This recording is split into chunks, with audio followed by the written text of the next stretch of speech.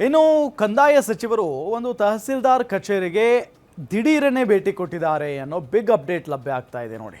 ಕಂದಾಯ ಸಚಿವರು ದಿಢೀರನೆ ತಹಸೀಲ್ದಾರ್ ಆಫೀಸ್ಗೆ ಭೇಟಿ ಕೊಟ್ಟಿದ್ದಾರೆ. ಯಾಕೆ ಭೇಟಿ ಕೊಟ್ಟಿದ್ದಾರೆ ಹಾಗಾದ್ರೆ? ಅದು ಕೂಡ ದಿಢೀರನೆ ಬೆಂಗಳೂರು ದಕ್ಷಿಣ ತಹಸೀಲ್ದಾರ್ ಕಚೇರಿಗೆ ಕೃಷ್ಣ ಬೈರೇಗೌಡ, ಕಂದಾಯ ಸಚಿವ ಕೃಷ್ಣ ಬೈರೇಗೌಡ ಅವರು ಬಂದಿದ್ದಾರೆ. ದಿಢೀರ್ ಭೇಟಿ ನೀಡಿ ದಾಖಲೆಗಳನ್ನು ಪರಿಶೀಲನೆ ಮಾಡ್ತಾ ಇದ್ದಾರೆ. ಅಧಿಕಾರಿಗಳ ಹಾಜರಿ ಪುಸ್ತಕ ಪರಿಶೀಲನೆ ಮಾಡಿದ್ದಾರೆ. ಗುಡ್. ಸಚಿವರು ಹೋಗಿದ್ದಾರೆ ಅಂದರೆ ಅಲರ್ಟ್ ಆಗ್ತಾರೆ. ಇನ್ನು ಮುಂದೆ ಸಹಿ ಹಾಕಿ ಹೊರಗಡೆ ಹೋದ ಅಧಿಕಾರಿಗಳ ಪ್ರಶ್ನಿಸಿದ್ದಾರೆ ಮಿನಿಸ್ಟ್ರು. ನೀವೇನೋ ಪಾಳೆಗಾರ್ ಸಾಹೇಬ್ರಾ ಅಂತ ಪ್ರಶ್ನೆ ಮಾಡಿದ್ದಾರೆ ಮಿನಿಸ್ಟರ್. ಜನ ಬಂದು ನಿಮಗೆ ಸಲಾಂ ಹೊಡೆದು ಪಾದ ಪೂಜೆ ಮಾಡಬೇಕಾ? ಸಚಿವರ ಪ್ರಶ್ನೆಗೆ ಉತ್ತರ ಕೊಡೋಕ್ಕಾಗದೆ ಅಧಿಕಾರಿಗಳು ಕಕ್ಕಾಬಿಕ್ಕಿ ಆಗಿಬಿಟ್ಟಿದ್ದಾರೆ. ಅಧಿಕಾರಿಗಳನ್ನ ತರಾಟೆಗೆ ತೆಗೆದುಕೊಂಡಿದ್ದಾರೆ ಸಚಿವ ಕೃಷ್ಣ ಬೈರೇಗೌಡ. ತಾಲೂಕು ಕಚೇರಿ ರೆಕಾರ್ಡ್ ರೂಮ್ನಲ್ಲಿ ಪರಿಶೀಲನೆಯನ್ನ ಮಾಡಿದ್ದಾರೆ. ದಾಖಲೆಗಳನ್ನು ಪರಿಶೀಲಿಸಿದ್ದಾರೆ ಕೃಷ್ಣ ಬೈರೇಗೌಡ ಅವರು. ನಿವಾಸಿಗಳಿಗೆ ಖಾತೆ ಹಂಚಿಕೆ ಪ್ರಕ್ರಿಯೆ ವೇಗ ನೀಡುವುದಕ್ಕೆ ಭೇಟಿಯನ್ನ ಕೊಟ್ಟಿರೋದು. ಲೋಪ ಕಂಡು ಅಧಿಕಾರಿಗಳಿಗೆ ಸಚಿವರು ತರಾಟೆಗೆ ತೆಗೆದುಕೊಂಡಿದ್ದಾರೆ. ತಹಸೀಲ್ದಾರ್ ಕಚೇರಿಗೆ ಭೇಟಿ ಕೊಟ್ಟಂತ ದೃಶ್ಯಗಳನ್ನು ನಿಮಗೆ ತೋರಿಸ್ತಾ ಇದ್ದೀವಿ. ಅದೇ ನೀವು ಪಾಳ್ಯಗಾರ್ ಸಾಹೇಬರು ನಿಮ್ಗೆ ಬಂದು ಸಲಾಮಿ ಹೊಡೆದು ಇನ್ನೇನಾದ್ರೂ ಪಾದಪೂಜೆ ಏನಾದ್ರೂ ಮಾಡ್ಬೇಕಾ ಸರ್? ಈಗ ತಾವು ಅವರು ಆ ವಾರ ಆಯ್ತು,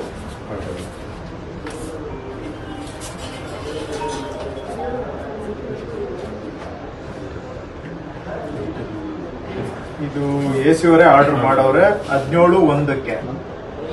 ಆರ್ಡರ್ ಆದ್ಮೇಲೆ ಅವರೇ ಇಂಪ್ಲಿಮೆಂಟ್ ಮಾಡ್ಬೇಕು, ದಮ್ ಕೊಡ್ಬೇಕು. ಗುರುಸ್ವಾಮಿ ತೆರವುಗೊಳಿಸುವಂತೆ ತಮ್ಮಿಂದ ಸ್ವೀಕೃತವಾದ ಪ್ರಸ್ತಾವನೆಯನ್ನು ಪ್ರಾಸ್ತಾವಿಕವಾಗಿ ಅನುಮೋದಿಸಿ ಆದೇಶಿಸಿದೆ ಅಂತ ಆನೇಕಲ್ ತಹಶೀಲ್ದಾರ್ಗೆ ಇವರು ಆದೇಶ ಪತ್ರ ಕೊಟ್ಟಿದ್ದಾರೆ. ಆದ್ರೆ ತಮ್ಮ ಕೊಟ್ಟಿಲ್ಲ. ಹೇಳಿ ಸರ್, ಈಗ ಯಾಕೆ 5 ತಿಂಗಳು ಬೇಕಾ? ಆದೇಶ ಆದ್ಮೇಲೆ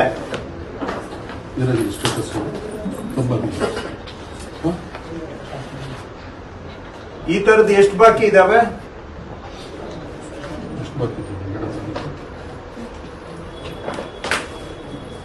ಎಷ್ಟು ಈ ತರ ತಮ್ಮ ಕೊಡಕ್ಕೆ ಒಂದೊಂದು ಕೇಸ್ಗೆ ಏನು ರನ್ನಿಂಗ್ ರೇಟ್ ಈಗ ಎಷ್ಟಿದೆ ಸರ್? ಒಂದು ಬೋರ್ಡ್ ಏನಾದ್ರು ಹಾಕಿದ್ದೀರಾ? ಹೋಗ್ಲಿ. ಆಟೋ ಹತ್ತೋ ಪ್ರಯಾಣಿಕರಿಗೆ ಶಾಕಿಂಗ್ ಸುದ್ದಿ. 2 ಕಿಲೋಮೀಟರ್ ಹೋಗಬೇಕು ಅಂದರೂ ಕೂಡ ನಿಮ್ಮ ಜೇಬಲ್ಲಿ 100 ರೂಪಾಯಿ ಇರಲೇಬೇಕು. ನೋಡಿ, 2 ಕಿಲೋಮೀಟರ್ ನೀವು ಆಟೋನ ಹತ್ತಿ ಹೋಗಬೇಕು, ಪ್ರಯಾಣ ಮಾಡಬೇಕು ಆಟೋದಲ್ಲಿ ಅಂತ ಅಂದರೆ ನಿಮ್ಮ ಜೇಬಲ್ಲಿ 100 ರೂಪಾಯಿ ಅಂತೂ ಇರಲೇಬೇಕು. 100 ರೂಪಾಯಿ ನೋಟ್ ಇರಲೇಬೇಕು. ಇಲ್ಲ ಅಂತ ಅಂದರೆ ಭಾಳ ಕಷ್ಟ. ಆ ರೀತಿಯಾಗಿ ಆಗಿದೆ ಈಗ. ಯಾಕೆ ಅಂತ ಹೇಳಿದರೆ ಬೈಕ್ ಟ್ಯಾಕ್ಸಿ ನಿಷೇಧ ಮಾಡಲಾಗಿದೆ. ಓಲಾ, ಊಬರ್, ರ್ಯಾಪಿಡೋ ಬೈಕ್ ಟ್ಯಾಕ್ಸಿಗಳಿದ್ವಲ್ಲ ಅವನ್ನ ನಿಷೇಧ ಮಾಡಲಾಗಿದೆ. ಅದರ ಬೆನ್ನಲ್ಲೇ ಆಟೋ ದರ ಏರಿಕೆ ಆಗಿದೆ. ಬೇಕಾಬಿಟ್ಟಿ ವಸೂಲಿ ಮಾಡ್ತಿವೆ ಖಾಸಗಿ ಕಂಪನಿಗಳು.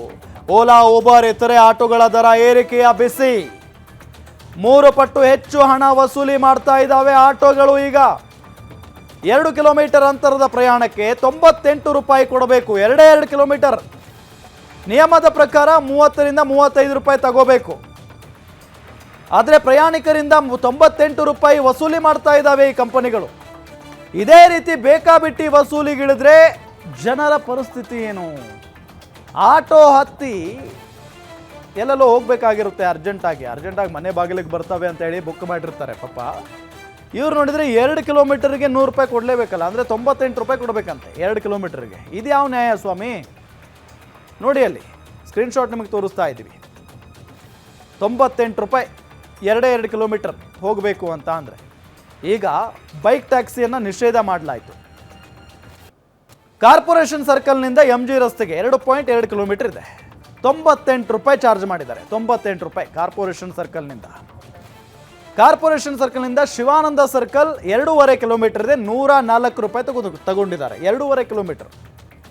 ಈ ಹಳ್ಳಿ ಜನ ಆದರೆ ನಡ್ಕೊಂಡು ಹೋಗ್ಬಿಡ್ತಾರೆ 2.5 ಕಿಲೋಮೀಟರ್ ಆದರೆ ಪಾಪ ಇಲ್ಲಿ ಒಂದಿಷ್ಟು ಜನ ದುಡಿಯೋದಕ್ಕೆ ಹೋಗ್ತಾ ಇರ್ತಾರೆ, ಅರ್ಜೆಂಟ್ ಆಫೀಸ್ಗಳಿಗೆ ಹೋಗ್ತಾ ಇರ್ತಾರೆ. ಅವ್ರು ಆಟೋ ಬುಕ್ ಮಾಡಿದ್ರೆ ಹತ್ರನೇ ಬರುತ್ತೆ, ಹತ್ಕೊಂಡು ಹೋಗೋಣ ಅಂತ ಅಂದರೆ 2.5 ಕಿಲೋಮೀಟರ್ಗೆ 104 ರೂಪಾಯಿ ತಗೋತಾರೆ. ಕಾರ್ಪೊರೇಷನ್ ಸರ್ಕಲ್ನಿಂದ KR ಮಾರ್ಕೆಟ್ 1.5 ಕಿಲೋಮೀಟರ್ ಇದೆ. ಎಷ್ಟು ತಗೊಂಡಿದ್ದಾರೆ ಗೊತ್ತಾ? 89 ರೂಪಾಯಿ ತಗೊಂಡಿದ್ದಾರೆ. ಇನ್ನು ಕಾರ್ಪೊರೇಷನ್ ಸರ್ಕಲ್ನಿಂದ ಮೆಜೆಸ್ಟಿಕ್ ಬಸ್ ನಿಲ್ದಾಣ 2 ಕಿಲೋಮೀಟರ್ ಇದೆ. 89 ರೂಪಾಯಿ ಚಾರ್ಜ್ ಮಾಡಿದ್ದಾರೆ. 89 ರೂಪಾಯಿ.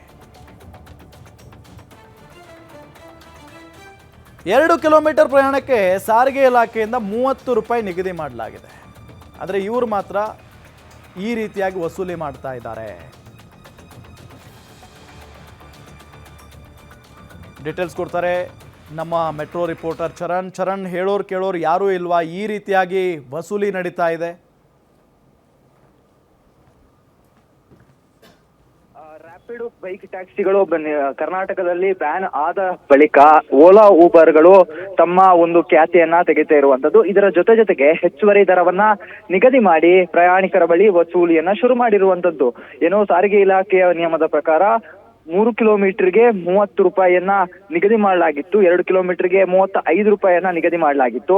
ಆದ್ರೆ ಈ ಒಂದು ದರವನ್ನ ಏರಿಕೆ ಮಾಡಬೇಕು ಅಂತ ಹೇಳಿ ಆಟೋ ಚಾಲಕರು ಮನವಿಯನ್ನ ಮಾಡ್ತಾ ಇದ್ರು. ಆದ್ರೆ ಇಲ್ಲಿ ಅಗ್ರಿಗೇಟರ್ ಆಪ್ಗಳು ಏನಿದೆ ಇವುಗಳು ಸಂಪೂರ್ಣವಾಗಿ ವಸೂಲಿಗೆ ಶುರು ಮಾಡ್ಕೊಂಡಿರುವಂತದ್ದು. ಒಂದೆಡೆ ಬೈಕ್ ಟ್ಯಾಕ್ಸಿಗಳು ಬ್ಯಾನ್ ಆದ ಬಳಿಕ ಜನ ಆಟೋದ ಮೊರೆ ಹೋಗ್ತಾ ಇದ್ರು. ಇದನ್ನೇ ಬಂಡವಾಳ ಮಾಡಿಕೊಂಡಿರುವಂತಹ ಓಲಾ ಊಬರ್ಗಳು ಏನಿದೆ 2 ಕಿಲೋಮೀಟರ್ಗೆ ಸುಮಾರು 30ರಿಂದ 40 ರೂಪಾಯಿಯಷ್ಟು ಹೆಚ್ಚಳವನ್ನ ಮಾಡಿರುವಂತದ್ದು. ಸಾರಿಗೆ ನಿಯಮವನ್ನ ಸಂಪೂರ್ಣವಾಗಿ ಗಾಳಿಗೆ ತೂರಿ ಈಗ ಏನು ದುಬಾರಿ ದುನಿಯಾದಲ್ಲಿ ಮತ್ತಷ್ಟು ದುಬಾರಿ ಆಗ್ತಾ ಇರುವಂತದ್ದು.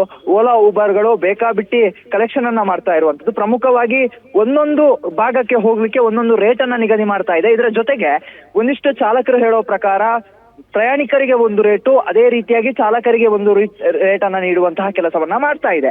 ಇದರಿಂದಾಗಿ ಒಂದಿಷ್ಟು ಸಲ ಗೊಂದಲಗಳಾಗುವಂತದ್ದು, ಮತ್ತೆ ಪ್ಯಾಸೆಂಜರ್ಗಳು ಮಧ್ಯದಲ್ಲೇ ಇಳಿದು ಹೋಗುವಂತಹ ಸಮಸ್ಯೆಗಳು ಕೂಡ ಶುರು ಆಗ್ತದೆ. ಯಾಕಂತ ಹೇಳಿದ್ರೆ ಪ್ರಯಾಣಿಕರಿಗೆ 60 ರೂಪಾಯಿ ತೋರಿಸಿದ್ರು, ಇತ್ತ ಚಾಲಕರಿಗೆ 80 ರೂಪಾಯಿ ತೋರಿಸುವಂತದ್ದು, ಈ ರೀತಿಯಾದಂತಹ ಪ್ರಕ್ರಿಯೆಗಳನ್ನ ಓಲಾ ಊಬರ್ ಮಾಡ್ತಾ ಇದೆ. ಇದರಿಂದಾಗಿ ಅನೇಕ ಸಮಸ್ಯೆ ಆಗ್ತಾ ಇದೆ ಅಂತ ಹೇಳಿ ಪ್ರಯಾಣಿಕರು ಅದರ ಜೊತೆಗೆ ಚಾಲಕರು ಕೂಡ ದೂರ್ತಾ ಇರುವಂತದ್ದು. ರಾಮ್, ಮಿನಿಮಮ್ ರೇಟ್ 30ರಿಂದ 35 ರೂಪಾಯಿ ಇದೆ. ಇವ್ರು ಯಾವ ಆಧಾರದ ಮೇಲೆ ಇಷ್ಟೊಂದು ಚಾರ್ಜ್ ಮಾಡ್ತಾ ಇದ್ದಾರೆ ಅಂತ?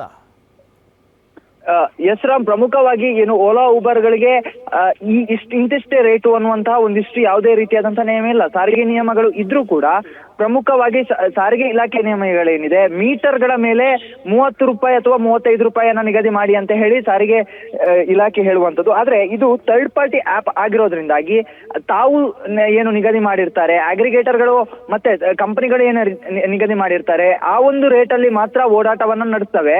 ಆದ್ರೆ ಇದರಲ್ಲಿ ಸಾರಿಗೆ ಇಲಾಖೆ ಏನಿದೆ ಅನೇಕ ಬಾರಿ ಮೂಗು ತೋರಿಸಿತ್ತು, ಮತ್ತೆ ಸಾರಿಗೆ ಇಲಾಖೆ ಆಕ್ಷೇಪವನ್ನ ಕೂಡ ವ್ಯಕ್ತಪಡಿಸಿತ್ತು. ಕಿಲೋಮೀಟರ್ಗಳಿಗೆ ನೀವು ಏನು ಪ್ರಯಾಣಿಕರಿಗೆ ಸಹಾಯಕ ಆಗುವಂತಹ ದರವನ್ನ ನಿಗದಿ ಮಾಡಿ ಅಂತ ಹೇಳಿ ಅನೇಕ ಬಾರಿ ಸಭೆಯನ್ನು ನಡೆಸಿತ್ತು. ಇದನ್ನ ಒಂದಿಷ್ಟು ಬಾರಿ ಪಾಲನೆ ಕೂಡ ಮಾಡಿದ್ರು. ಆದ್ರೆ ಏಕಾಏಕಿ ಮಳೆ ಬಂದಂತಹ ಸಂದರ್ಭದಲ್ಲಿ ಆಗಿರ್ಬೋದು, ಇದೇ ರೀತಿಯಾಗಿ ಯಾವುದೋ ಒಂದು ಬಸ್ಸುಗಳು ಇಲ್ಲ ಅಥವಾ ಯಾವುದೋ ಒಂದು ತುರ್ತು ಸಂದರ್ಭ ಬಂತು ಅಂತಾಗ ಆಟೋಗಳನ್ನ ಜನ ಅವಲಂಬಿಸ್ತಾರೆ ಅನ್ನೋದು ಗೊತ್ತಾಯ್ತು ಅಂದ್ರೆ ಈ ಒಂದು ಆಪ್ಗಳು ಏನಿದೆ ವರಸೆಯನ್ನ ತೆಗಿತವೆ. ಸಾರಿಗೆ ನಿಯಮಗಳು ಏನಿದೆ, ಸಾರಿಗೆ ಆಕ್ಷೇಪಗಳೇನಿದೆ ಅದನ್ನೆಲ್ಲ ಗಾಳಿಗೆ ತೂರಿ ಮುಂದುವರಿಸ್ತಾ ಇರುವಂತದ್ದು. ಒಟ್ಟಿನಲ್ಲಿ ಈ ಬಗ್ಗೆ ಸಾರಿಗೆ ಇಲಾಖೆ ಇನ್ನಷ್ಟು ಹೆಚ್ಚಿನ ಕ್ರಮವನ್ನ ತೆಗೆದುಕೊಳ್ಬೇಕಾಗಿದೆ. ಸಂಪೂರ್ಣವಾಗಿ ಒಂದು ಕಡೆಯಲ್ಲಿ ಅವರಿಗೆ ಇದ್ದಂತ ಸ್ಟ್ರಿಕ್ಟ್ ರೂಲ್ಸ್ ಅಂಡ್ ರೆಗ್ಯುಲೇಷನ್ಸ್ ಗಳನ್ನ ಹಾಕದೆ ಹೋದ್ರೆ ಮುಂದಿನ ದಿನಗಳಲ್ಲಿ ಸಂಪೂರ್ಣವಾಗಿ ಹಗಲು ದರೋಡೆ ಮಾಡೋದಂತೂ ಪಕ್ಕಾ. Ram, okay thank you Charan ತಮ್ಮೆಲ್ಲ ಮಾಹಿತಿಗಾಗಿ.